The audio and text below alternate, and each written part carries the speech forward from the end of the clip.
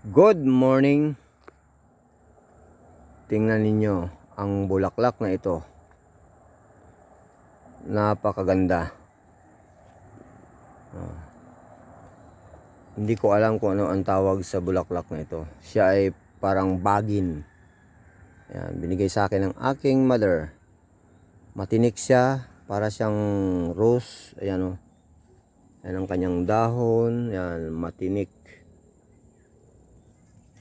Ayan. Yan o. Yan, matinik. Ayan.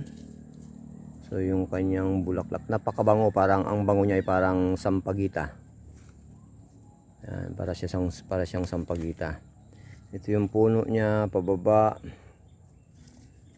Ayan, may bulaklak pa siya dito. Tapos, meron siyang bunga. Yung bunga niya. Ayan. So, ito yung kanyang ibang bulaklak sa baba. Ayan. At ito yung kanyang ugat. Ayan, matinik siya oh. Matinik. Hindi ko alam kung ano ang tawag. Kanyang puno. Kanyang puno pala ito. So, yung kanyang puno, ayan. Yung tinilim ko lang dito. Binigay sa akin ng aking mother.